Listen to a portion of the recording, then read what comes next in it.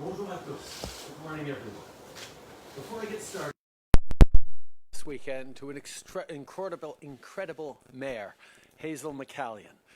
She is a force of nature, and she'll be celebrating her 100th birthday this weekend. Hazel, you have served the community for decades. It's no surprise that you'll be celebrating your 100th by supporting Trillium Health. Happy birthday, dear friend, and thank you for everything you've done and everything you continue to do. Je sais que pour bien des gens, il ne serait pas possible de passer le temps en personne avec leurs proches en fin de semaine pour la Saint-Valentin. C'est pas facile, la situation qu'on est en train de vivre, mais c'est une situation qui ne durera pas éternellement.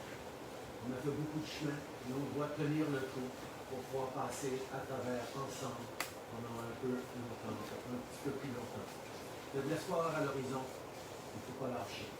D'ailleurs, aujourd'hui, j'aimerais commencer par faire une mise à jour à propos des vaccins. A few weeks ago, I talked with the global CEO of Pfizer, Dr. Albert Bourla. Between that conversation and the excellent work done by Minister Anand, we have some updates to share today.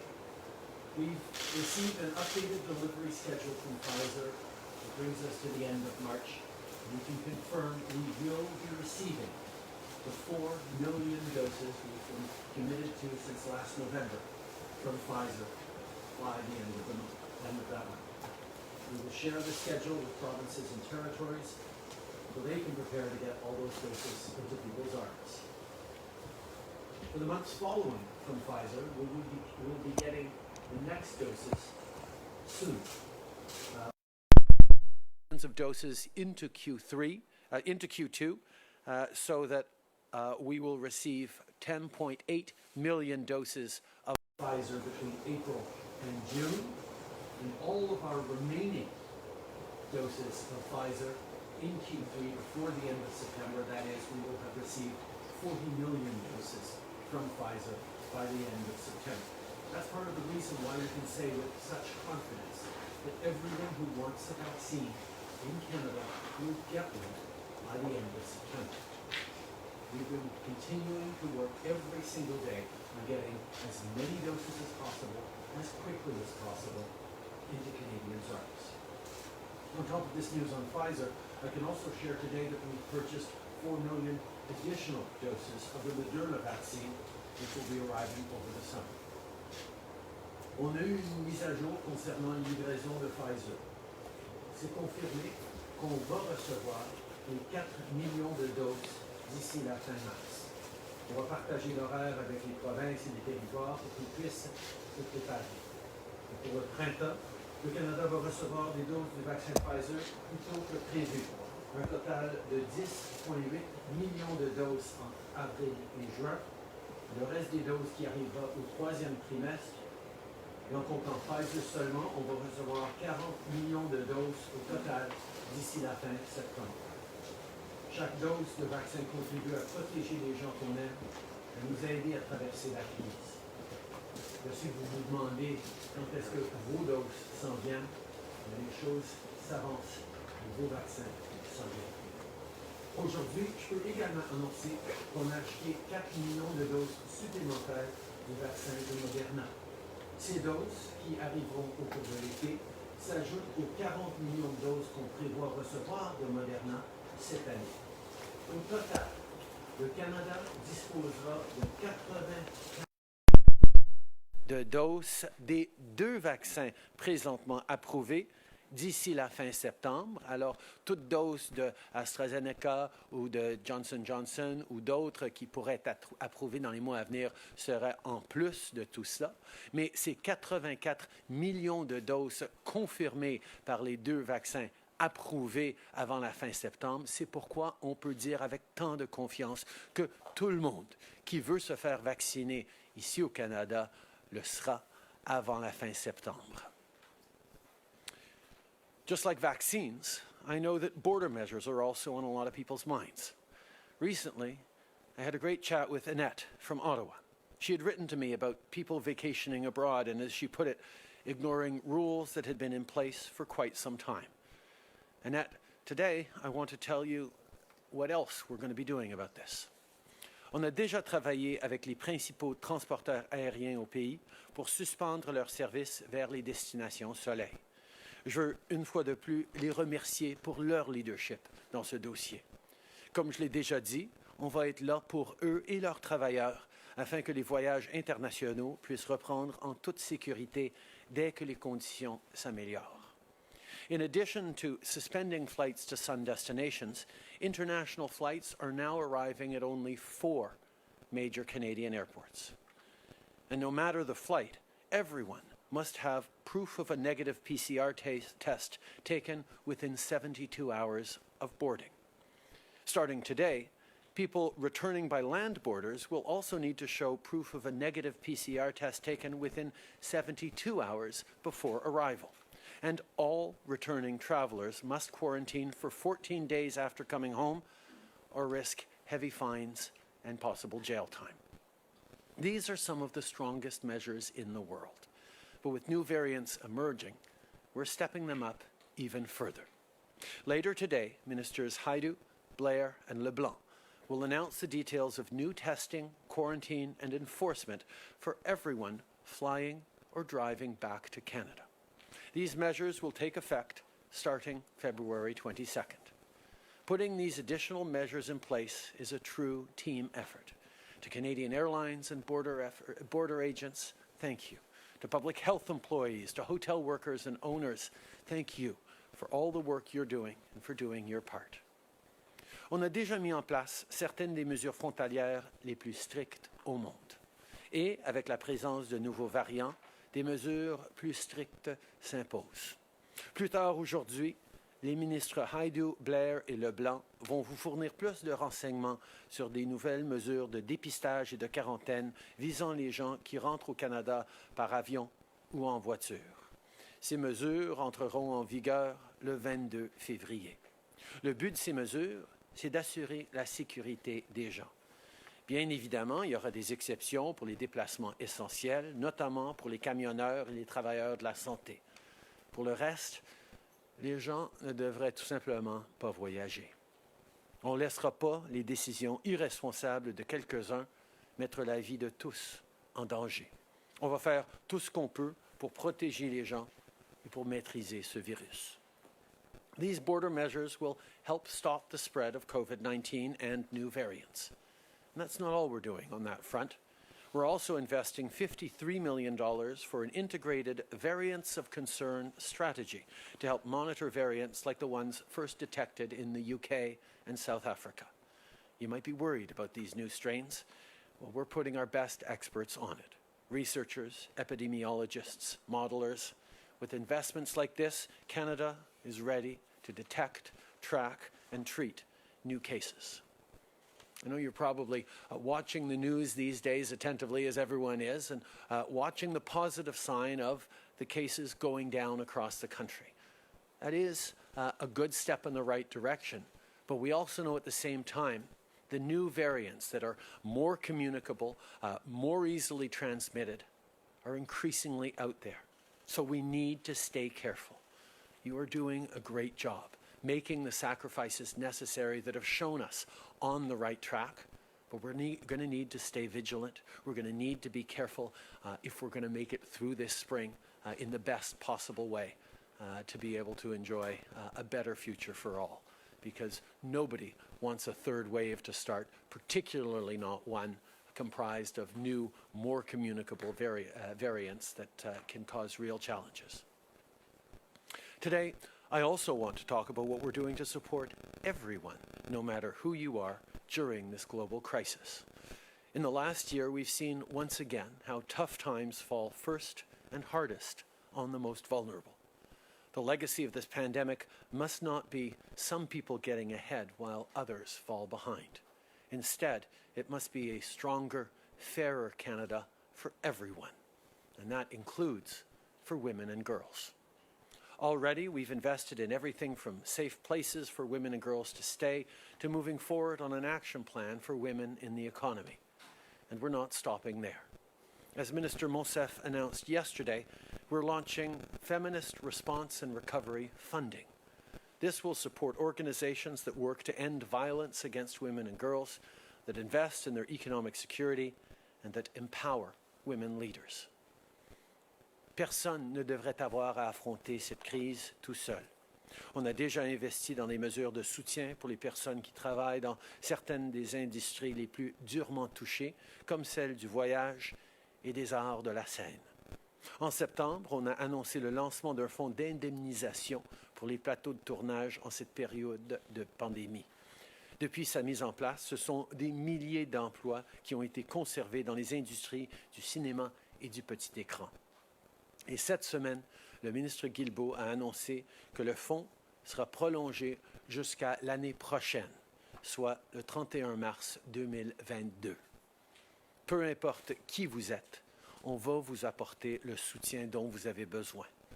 C'est pour ça qu'on a lancé la PCU en mars dernier. C'est pourquoi on a créé la prestation canadienne de la relance économique et prolongé la subvention salariale. On est prêt à vous fournir le soutien nécessaire aussi longtemps qu'il le faudra. Better days are ahead of us. On that note, I want to end this morning by wishing everyone a happy Lunar New Year, particularly to those from East Asian communities.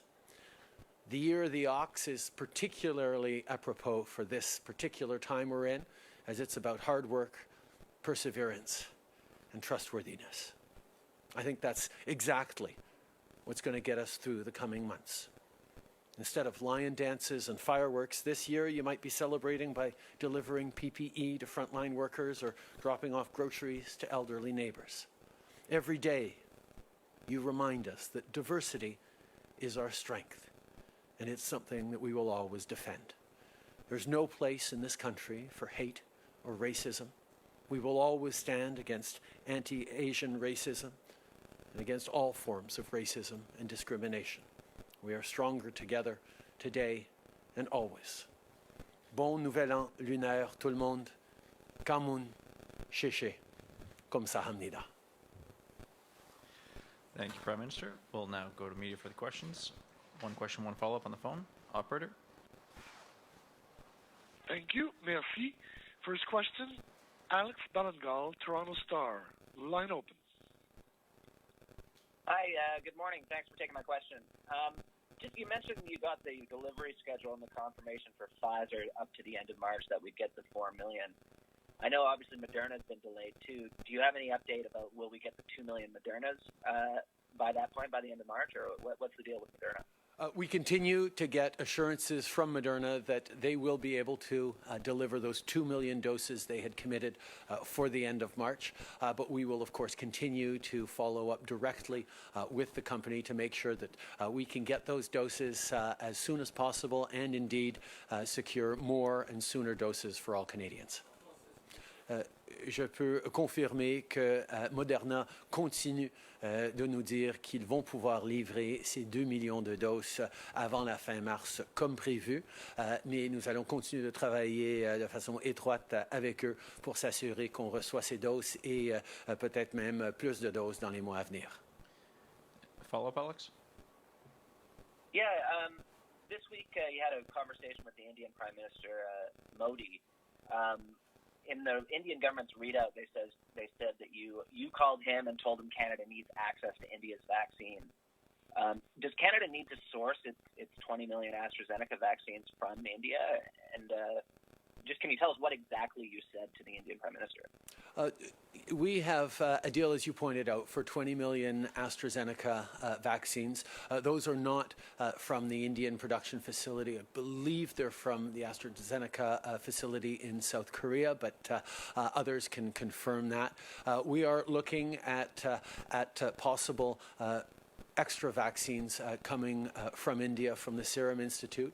Work is being done closely on that. It was good to talk to Prime Minister Modi on a range of subjects, including the role that India is playing in producing vaccines for the developing world and other issues that are important to us. We will continue to work with people around the world to ensure that we're solving this pandemic for Canadians and indeed for everyone around the world.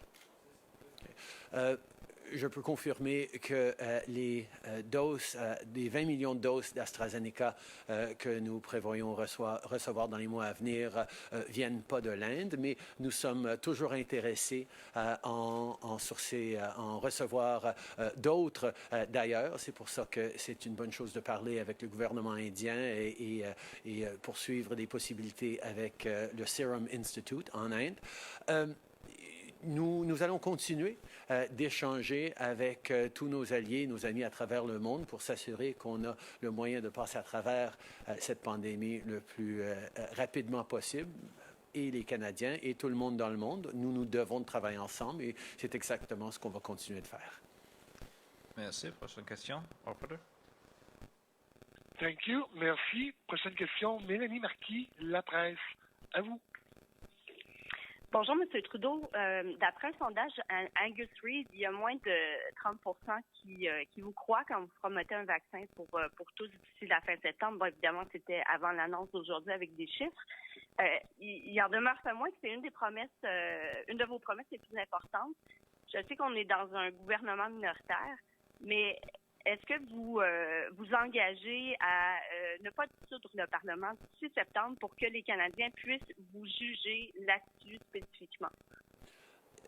Notre priorité, c'est de vacciner le plus de gens possible, le plus rapidement possible. C'est ce sur quoi nous travaillons.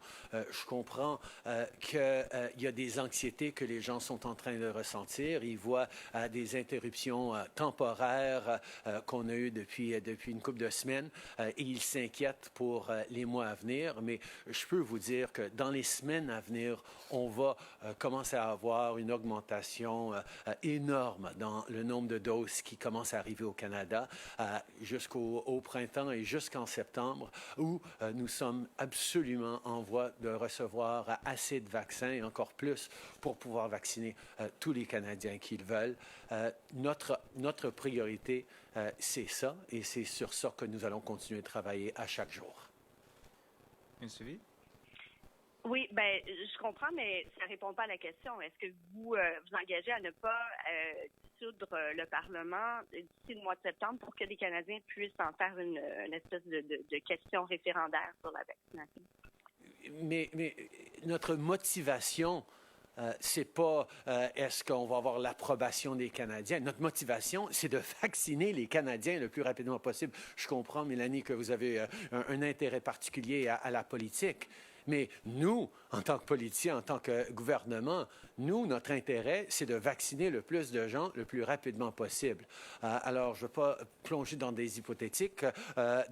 On va avoir comme focus, on va avoir comme priorité, ce qu'on continue à faire, c'est de livrer des millions de vaccins aux Canadiens dans les mois à venir et de s'assurer que ce soit très, très clair que tout le monde va pouvoir être vacciné d'ici septembre.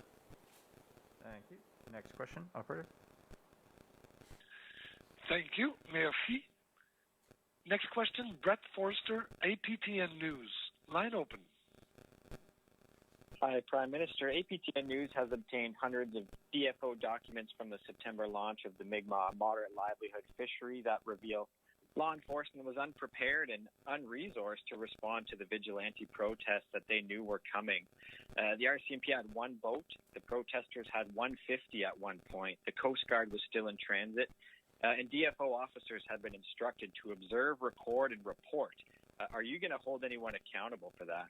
I think all Canadians expect our police forces to be able to respond to difficult situations rapidly and in a way that demonstrates their ability to keep Canadians safe. There are a number of questions being asked about what exactly happened and about the RCMP response around the Mi'kmaq protests and the protests of Mi'kmaq, and we will make sure that we get those answers not just for the government but for Canadians. Follow up, Brett? Yeah, can you just explain a little bit what that means? I mean, are you going to personally seek accountability from the federal agencies that allowed this to happen? And if not, what does that say to Indigenous communities who saw the RCMP and the DFO stand by as this violence unfolded? I think there are questions for all different jurisdictions and the police of jurisdictions involved in this. We've certainly worked very closely with the Mi'kmaq over the past many months to resolve this issue and bring non-Indigenous fishers along. It is unacceptable to have seen any form of violence and intimidation of Indigenous fishers in this situation, and people have questions that they are expecting answers to, and I am one of those people. Bonjour, M. Trudeau, Louis Blouin de Radio-Canada. Est-ce que vous avez pris une décision pour ce qui est des exemptions possibles à ces restrictions de voyage? On sait qu'il y a une solution qui a été trouvée pour les athlètes olympiques, paralympiques, pour le 2000 $. Il y a des gens qui sont très inquiets, qui doivent aller à l'étranger se faire traiter, peut-être pour un traitement médical, ou par exemple des gens qui doivent se déplacer pour des motifs humanitaires, funérailles, des gens malades, etc. Des gens qui sont très inquiets, qu'est-ce que vous pouvez leur dire aujourd'hui? Ben, on sait déjà que des travailleurs essentiels sont protégés et n'ont pas à subir les mêmes restrictions. On a besoin de pouvoir compter sur nos camionneurs, sur les travailleurs de première ligne dans notre système de santé qui, des fois, doivent traverser les frontières. Nous cherchons à garder les Canadiens en sécurité, mais nous allons aussi regarder s'il y a des exceptions nécessaires, souvent au cas par cas, pour des gens dans des situations particulières. Notre but, c'est pas de punir les gens, notre but, c'est de protéger les gens et de décourager tout travail, tout voyage non essentiel. C'est le travail que nous allons faire. C'est des situations exceptionnelles dans lesquelles on se trouve, mais à chaque étape, la priorité de ce gouvernement, c'est de tout faire pour assurer la protection et la sécurité de tous les Canadiens. Obviously, we've taken significant measures to keep Canadians safe, particularly given the threat of these new variants that are being developed or that are emerging elsewhere around the world. We know that our border measures are in place. There are already a number of exceptions for essential travelers, and we're continuing to look at ways to make sure that we're keeping them safe and Canadians safe, even as essential trade and medical services crisscross the border. At the same time, we're aware that we need to be thoughtful and compassionate about people who are in extremely difficult situations and absolutely need to travel. We're not trying to punish people. We're trying to keep people safe. And keeping Canadians safe from the viruses and discouraging all non-essential travel and ensuring that if people do have to travel, they're doing the things that we can be certain are going to prevent the virus from spreading further in Canada, particularly given new variants. We will continue to work with people and the ministers involved. We'll continue to watch closely for additions or adjustments that need to be made to these measures. But every step of the way, what we're doing is to keep all Canadians safe. Hi, Prime Minister Tom Perry, CBC.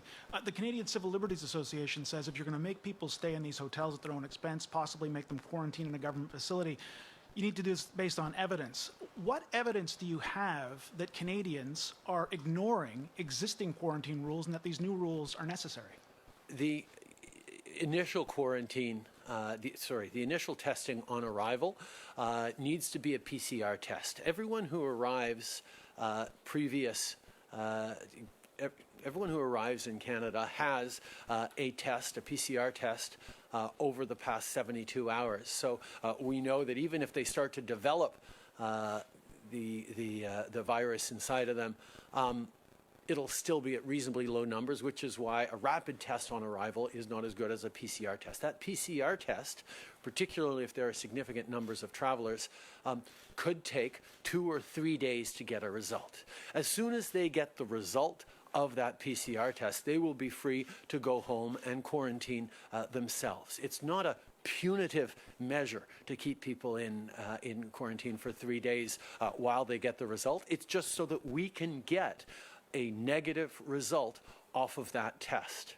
Now, anyone who shows up at a border crossing without an adequate quarantine plan already is directed to quarantine facilities approved by PHAC so that they can do it safely. Many people will choose to do it because particularly in cases of new variants that are much more transmissible, it becomes extremely difficult to quarantine in a home and not pass this new variant to anyone else in the home because it is much more transmissible. So every decision we're taking is based on the best possible evidence and will continue to be as we do everything we can to protect Canadians from the threats of these new variants. La décision qu'on a prise de demander les gens de rester 3 jours, c'est pas une punition, c'est pour permettre aux résultats du test à être analysés. Le test de dépistage qui va se faire sur l'arrivée va prendre en moyenne 2 ou 3 jours pour avoir les résultats. Dès qu'ils ont un résultat négatif, même si c'est juste après une journée, ils vont pouvoir rentrer chez eux pour faire leur quarantaine au complet si ils ont un plan adéquat pour la quarantaine. On sait que même maintenant, quand les gens arrivent à la frontière et expliquent, ils présentent leur plan pour une quarantaine, s'ils n'ont pas un plan adéquat, ils sont dirigés actuellement vers des centres de quarantaine du gouvernement pour s'assurer qu'ils puissent se protéger et protéger tous les Canadiens. And on vaccines, you've got some good news from Pfizer today, but Manitoba said yesterday it's going to strike out and buy vaccines on its own. So I'm wondering, do you think that's political, or do you think that there are people out there, premiers even, who don't buy your assurances that you're going to get all these vaccines you're promising? I think all Canadians want to see us all doing everything we can to get everyone vaccinated as quickly as possible. I can tell you that the federal government has secured and paid for enough vaccines to get all Canadians who want it vaccinated by this September, including the entire population of Manitoba. French, no? Hello, Prime Minister. It's Annie Bergeron-Oliver with CTV National News. The number of cases of the variants are growing, and medical officials are warning people that we could be facing a third wave in the next coming weeks if we don't get this spread under control. But still, Alberta and Ontario are reopening. You just said that nobody wants to see a third wave, so do you think it's responsible for the provinces to be reopening right now, despite these dire warnings? And what would it take for you to invoke the Emergencies Act to try and slow down this spread? I think all Canadians are worried about these variants, and we need to be. We have gotten used to, over the past many weeks, making a number of sacrifices that have successfully brought the numbers down in terms of caseloads. We're going in the right direction, and that's a reason for cautious optimism. But at the same time as these new variants are starting to spread through the communities, we're going to need to be extra vigilant and extra careful. And obviously, citizens should continue to keep their contact numbers down. We should continue to be doing the things we know we need to do, like wearing masks and downloading the app. I mean, as certain restrictions are perhaps released by certain provinces, and people get to go out a little bit more, all the more reason to download the COVID Alert app, which will help you as you get out there in case you come into contact without knowing with someone who later tests positive. These are the kinds of things that we can do. We need to continue to be vigilant. As a federal government, we've given tremendous supports to businesses, to families, and to the provinces to allow them to make those decisions to keep everyone hunkered down a little longer. We will work with the provinces on the decisions they take, but at the same time, I think everyone understands that we need to be extra vigilant as we enter this phase of potential spread of these new variants. That's why things like contact tracing, rapid testing, the app, and continued careful choices by all Canadians not to gather and to keep distances are our best chance of getting through in the best way possible to the mass vaccinations that are coming in the coming months. But why reopen if we could be in a third wave within weeks? We make our decisions based on the best recommendations of our health officials, and as a federal government, we will be there to support and encourage the right decisions by the provinces. Hello, Prime Minister. I'm Mike Blanchfield, Canadian Press. You just mentioned rapid testing just a moment ago. How is the federal government using rapid tests in its areas of jurisdiction? If we have a lot to spare, Would they be useful at borders, notwithstanding what you said earlier, to speed things up in remote Indigenous communities, prisons? Let's hear more about what you think the federal role in rapid tests should be. I had extensive conversations earlier this week with a number of ministers. We're looking at using increased rapid tests in federal institutions like prisons, looking at using them in various ways. We know that they are an important part of the process, particularly as we come towards the spring. We'll have more to say very soon about all the different ways we're going to be using the millions of rapid tests that keep coming into Canada. Nous reconnaissons que les tests de dépistage rapides sont extrêmement importantes comme mesure additionnelle pour protéger les Canadiens. Le gouvernement fédéral est en train de regarder comment en envoyer plus aux différentes entreprises, les utiliser dans des institutions fédérales comme des prisons. Nous allons utiliser ces tests rapides comme mesure pour continuer à garder les Canadiens en sécurité. David Aiken, Global News. Good morning, Prime Minister. Good morning, David.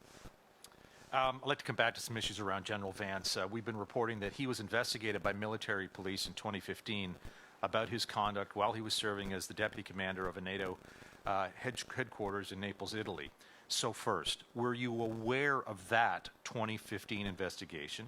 And more broadly, and we've asked before, but we have not heard you answer this, were you aware of any concerns about General Vance's behavior towards subordinate women?